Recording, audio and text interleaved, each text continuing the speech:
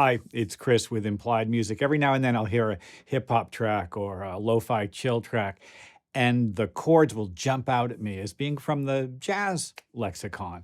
And it's so satisfying. I love to hear those changes. It's always a Pharrell track. But that aside, I thought we'd take a look at ninths in lo-fi and hip hop today.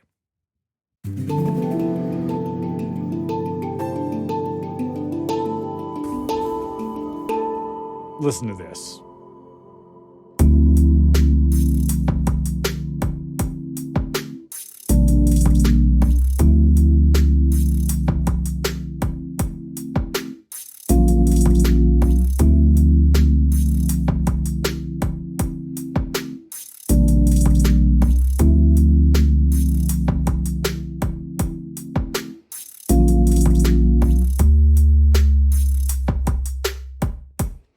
Etc.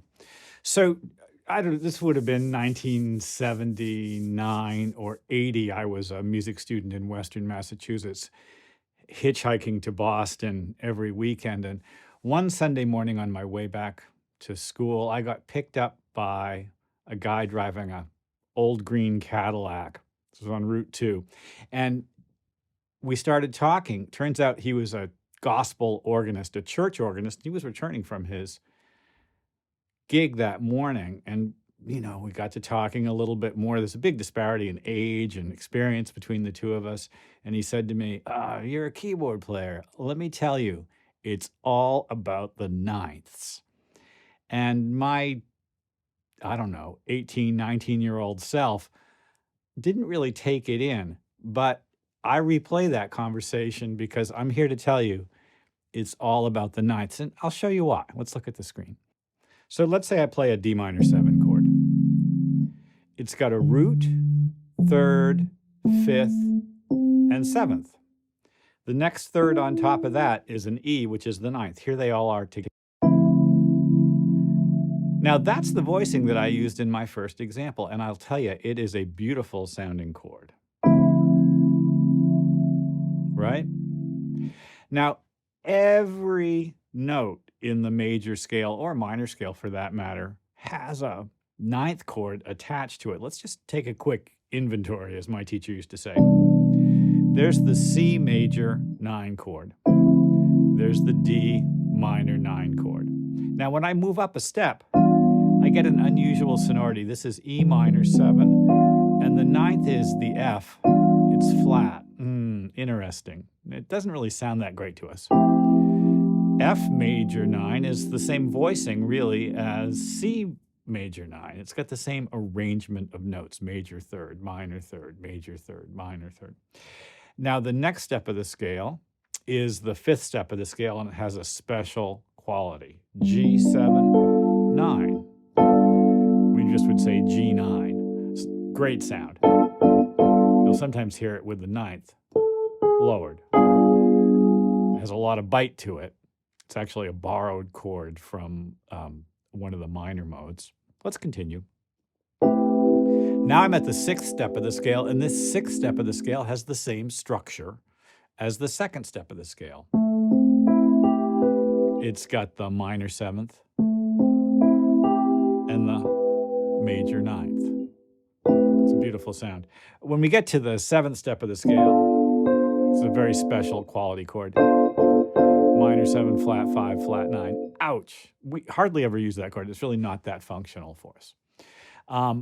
In any case, what we noticed about that is there are a couple of locations where the ninth chords are, how to put this, the same structure. Let's just quickly look at them again.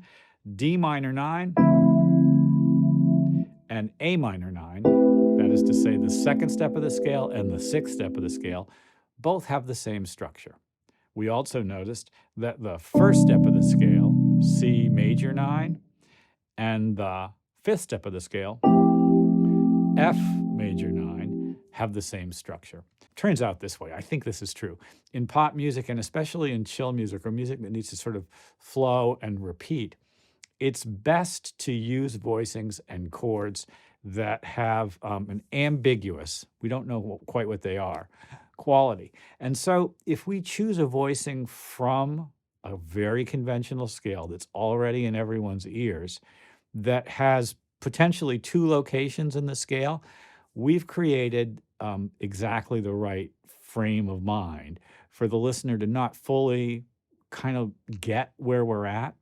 And that adds to the usefulness of the loop. Let's hear that same loop that we heard at the beginning as major nines. Maybe we'll just like go back to the beginning and look at it. Well, in order to change them, I'll need to change the sevenths and the thirds. So there's the third, there's the seventh. All right, I'm going to take them all up a half step. Here we go.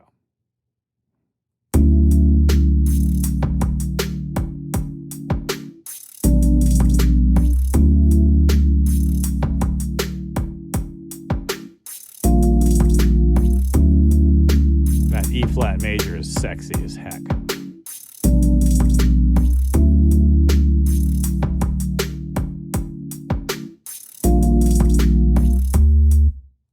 Okay, let's just go back and listen to the minor nine version of it again. Here we go.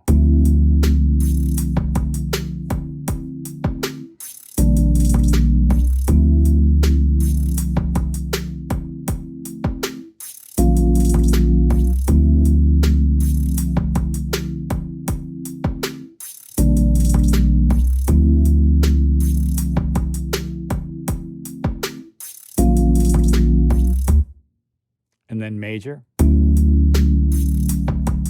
Can you imagine a tune that did both of those things? First time through it was minor nine, second time through it was major nine. I certainly can. I'm hearing it as we're listening to it.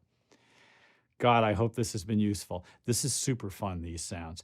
And I'm not voicing these chords in any sophisticated way. I'm not inverting them. I'm not doing any kind of drop two. It turns out that, especially with like an electric piano sound like this, which evokes that sort of blue note jazz sound of the 60s, just pow, it almost sounds like you just lifted it off of vinyl. Somehow just the stack of thirds tends to work best. It also sounds great in jazz organ, I'll just say that. And really not bad on regular old acoustic piano.